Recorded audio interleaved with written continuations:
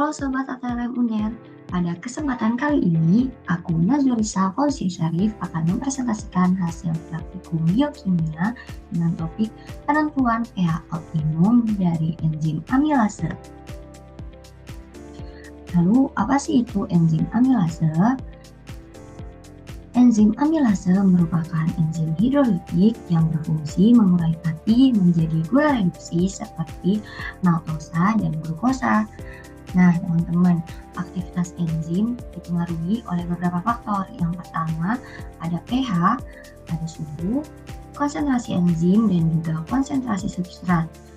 Pada praktikum kali ini, faktor yang diamati ialah pH, karena pH dapat mempengaruhi struktur sisi aktif enzim, dan setiap enzim memiliki pH optimum, yaitu kondisi pH di mana aktivitas enzim mencapai pada titik maksimumnya.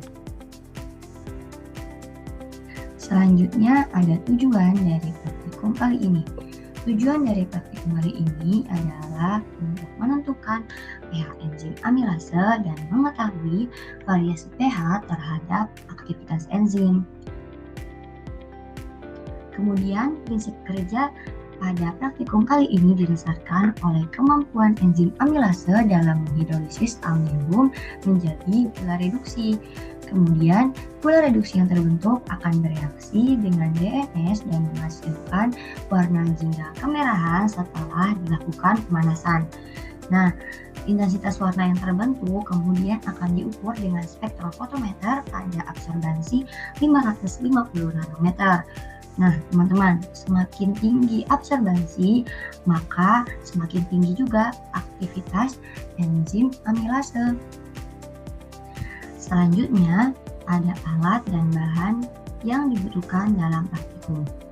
Alat yang digunakan dalam praktikum kali ini adalah mikropipet dan tip, mikrotube, vortex, water bath, dan spektrofotometer. Sedangkan bahan yang digunakan adalah enzim amilase 0,5%, substrat amino 0,5%, vapor pH 4, 7, dan 10, reaksi DNS, dan juga aqueous. Selanjutnya, prosedur yang dilakukan pada praktikum kali ini dimulai dari pelabelan mikrotube agar tidak terjadi kesalahan identifikasi.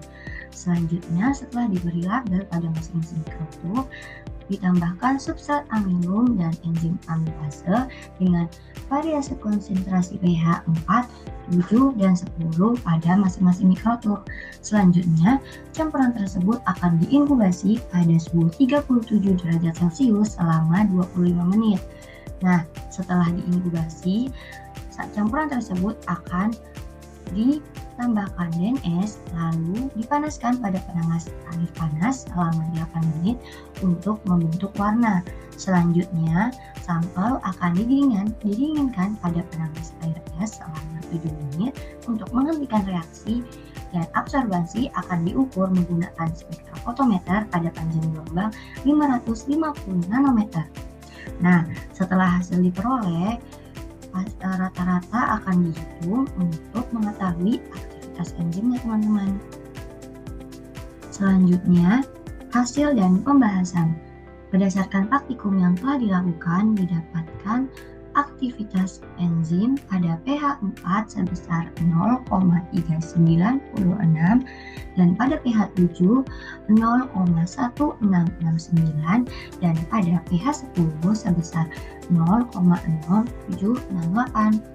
Nah, teman-teman, pada pH 4 aktivitas enzim terlihat rendah karena kondisi asam yang dimana konsentrasi ion tinggi dapat membuat muatan dan bentuk sisi aktif enzim sehingga ikatan enzim substrat tidak terbentuk secara optimal. Selanjutnya, pada pH 7, pada kondisi netral, aktivitas enzim paling tinggi karena struktur enzim berada pada kondisi stabil sehingga pembentukan kompleks enzim dan substrat berlangsung secara optimal. Sedangkan pada pH 10 atau basa, aktivitas enzim kembali menurun akibat kondisi basa yang dimana menyebabkan perubahan struktur tersier enzim, bahkan bisa menyebabkan denaturasi sehingga fungsi sisi aktif enzim menjadi terganggu.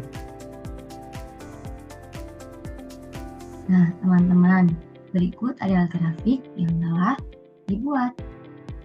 Berdasarkan praktikum yang telah dilakukan, dapat disimpulkan bahwa pH mempengaruhi aktivitas enzim. Aktivitas optimum diperoleh pada pH 7, sedangkan pada kondisi terlalu asam maupun terlalu basa menyebabkan aktivitas enzim menurun. Demikianlah pemaparan dari hasil praktikum penentuan pH optimum pada enzim amilase. Cuci tangan sampai bersih, cukup sekian dan terima kasih.